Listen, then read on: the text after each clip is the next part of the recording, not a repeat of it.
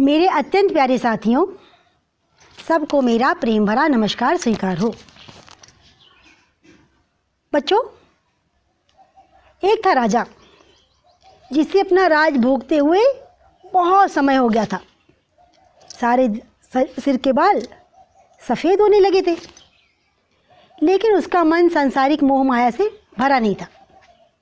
तो उसने क्या किया, एक दिन अपने दरबार में उत्सव रखा। अपने गुरु को, मंत्रियों को, सभी संबंधियों को, जहाँ जहाँ उसका परिचय था, सबको उसने बुलाया। और उस उत्सव को रोचक बनाने के लिए उसने एक नर्तकी को भी बुलाया जो बड़ी प्रसिद्ध थी, बहुत बढ़िया नाचती थी, उसको भी बुलाया। अच्छा, अब बुलाया, उत्सव शुरू हुआ।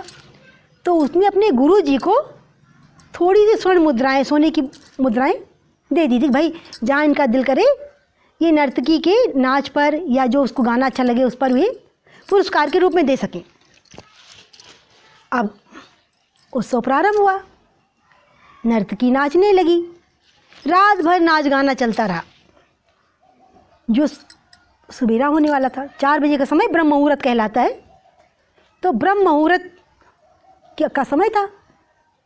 अब क्योंकि रात भर नाच गाना चला था, तो जो तबला बजा रहा था उसको नींद आने लगी। वो ऐसे से औंघाने लगा। नर्तकी ने देखा, अरे इसको तो नींद आ रही है, कहीं ऐसा ना हो कि अगर राजा का ध्यान इस पर चला गया तो राजा तो कुछ भी कर सकता है, वो दंड भी दे सकता है, भगा भी सकता है, हो सकता है वो कोई इनाम भी ना दे। तो उसने उस तबले वाले को जगाने के लिए कहा कि बहु बीती थोड़ी रही, पल पल गई बिताए। बहु बीती थोड़ी रही, पल पल गई बिताए, एक पल के कारणे ना कलंक लग जाए। अब जब तबले वाले ने सुना इस दोहे को, वो समझ गया। उसने अपनी आंखें कायदे से खोल ली और बैठ के आराम से बजाने लगा। अब जो उसने ये नर्तकी ने दोहा पढ़ा था, तो इस दोहे का सब ने अलग अलग अर्थ निकाला। जैसे उनके गुरुजी ने दोहा सुना, उन्होंने सारी स्वर्ण मुद्राएं उस नर्तकी को दे दी। कहा, लो, तुमने बहुत अच्छा दोहा कहा।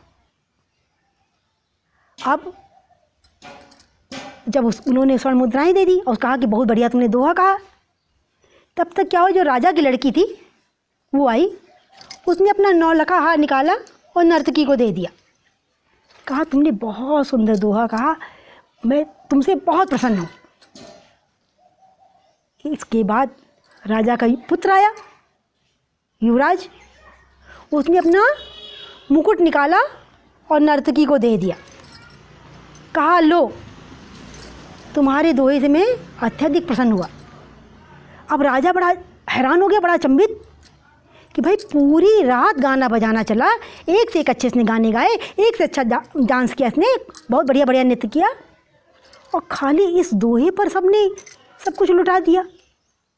ये क्या बात है? बड़ा हैरान, सोच में पड़ गया। उसने नर्तकी को बुलाया, नाचने वाली को, और कहा, ये बताओ कि तुम इतनी चालाक हो, केवल एक दोहे को सुना करके तुमने सब कुछ लूट लिया। सब ने अपनी मूल्यवान वस्तु, अत्यंत प्रिय वस्तु खुश होकर तुमको दे दी। सब अपना अपना बहुमूल्य धन तुम्हें समर्पित करते चले आ रहे हैं। आखिर ऐसा क्या है? तुम्हारे एक दोहे ने सब कुछ लूट लिया। तो नर्तकी क्या बोले भाई? नर्तकी तो बता ही नहीं सकती थी, ये औंघा रहा था। ये उसको जगाने के लिए मैंने कहा, वो चुपचाप हाथ में जोड़े खड़ी। तब तक गुरुजी आए। गुरुजी ने कहा, राजा, आप मुझसे सुनो, ये साधारण नर्तकी नहीं है, ये साधारण नाचने वाली नहीं है, इसको आप नर्तकी कहकर अपमान मत करें, ये तो मेरी गुरु है। अब राजा और हैरान, कहा, ऐसा क्या हो गया? तो उसने कहा कि इसके दोहे ने मेरी आंखें खोल दी। मैं सारी ज़िंदगी भगवान का भजन करता रहा, जंगलों में रहा, मैंने इतने कष्ट सहे, और आखिरी समय में मैं इसका मुजरा देखने चला आया। अरे, धिक्कार है मेरी इन आँखों को जो इसका नृत्य देखने आई। इसलिए मैंने सारी मुद्राएं उठाकर उसको दे दी। गुरुजी बोले, राजा, कहते पिछले जन्म के पाप से हरि कथा न रुचे जिनको, एक नारी बुलाए नचावत है, रुचिकर है जिनको जिनको। मृदंग कहे दिक दिक दिक दिक दिक, और मंजीर कहे किनको किनको। हाथ उठाए कि नारी कहे इनको इनको इनको। कि धिक्कार है कि जो भी मेरा नाच देखने आए उन सबको धिक्कार है। और बोले, भाई मैं अपनी तपस्या भंग नहीं करूँगा, मेरा ध्यान भटक गया था, ये लो अपना संभालो, मैं तो चला जंगल। और गुरुदेव जी ने क्या किया, गुरु राजा को प्रणाम किया और चले गए वहाँ से। इसके बाद उनकी लड़की आई। उनकी लड़की ने कहा, पिताजी मैं जवान हो रही हूँ, मैं विवाह लायक हूँ, लेकिन आप मेरी तरफ ध्यान ही नहीं देते। आज मैंने ये प्रण कर रखा था कि जो मेरे यहाँ महावत है, जो अपना हाथी चलाता है, मैं उसके लड़के के साथ भागने वाली थी, लेकिन इसके दोहे ने मेरी आंखें खोल दी। मेरी अंतरात्मा ने मुझे धिक्कारा, कहा आज नहीं तो कल, कल नहीं तो परसों शादी तो तुम्हारी होगी। अरे क्यों कलंक लगा रही हो अपने आप को, ऐसा काम मत करो। और मैंने अपना नौलखा हार निकाल कर इसको दे दिया। अब लड़का आया। लड़का बोला, पिताजी आप बूढ़े हो रहे हैं, आपके सर के सारे बाल सफ़ेद हो रहे हैं, आंखें कमज़ोर हो रही हैं, लेकिन आप इस राजपाट का मोह त्याग ही नहीं पा रहे। आप मुझे राजा बनाना ही नहीं चाहते। आज मैंने योजना बना रखी थी कि कुछ दरबारियों के साथ मिलकर के मैं आपकी हत्या करने वाला था।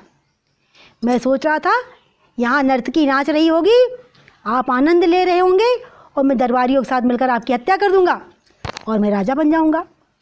लेकिन इसके दोहे ने मेरी आंखें खोल दी कि आज नहीं तो कल वो समय आएगा कि तुम राजा बनोगे, और क्यों अपने पिता की हत्या करके इस कलंक को अपने सर पर लेना चाहते हो, क्यों बदनामी लेना चाहते हो। इसलिए मैंने अपना मुकुट इस नर्तकी के चरणों में समर्पित कर दिया। अब राजा का दिल तो थक से रह गया कि सही बात है, मैं कितनी भूल कर रहा हूँ। मैंने अपने बेटे बेटी की तरफ, राजपाट की तरफ, प्रजा की तरफ कोई ध्यान ही नहीं दिया। मैं अपने ही रास रंग में डूबा रहा, मैं अपना ही मौज लेता रहा। मुझसे बड़ी भूल हुई।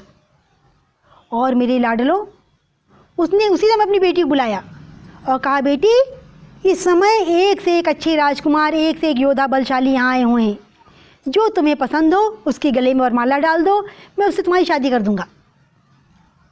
बेटी ने वर पसंद किया, शादी हो गई। और उसी समय राजा ने अपने पुत्र को बुलाया, मंत्रियों को बुलाया, पुरोहित को बुलाया और अपने बेटे का राज्याभिषेक करके उसे राजा बना दिया। और उसने खुद संन्यास ले लिया और कहा कि आपने मेरी आंखें खोल दी।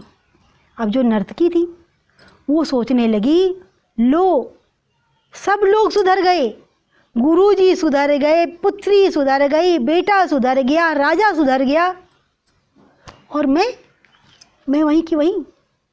मैं भी अभी गलत काम नहीं करूँगी, मैं इज्जत सम्मान के साथ अपना जीवन बिताऊँगी। अभी मैं जवान हूँ, कल को मैं भी बूढ़ी होंगी, मैं क्यों अपने माथे पर कलंक लगाऊँ। जो हुआ सो हुआ। अब मैं प्रभु को याद करते हुए, उनका भजन सुमिरन करते हुए अपने जीवन को बिताने का प्रयास करूँगी। मैं ये सब गलत काम छोड़ दूँगी। तो मेरे लाडलों,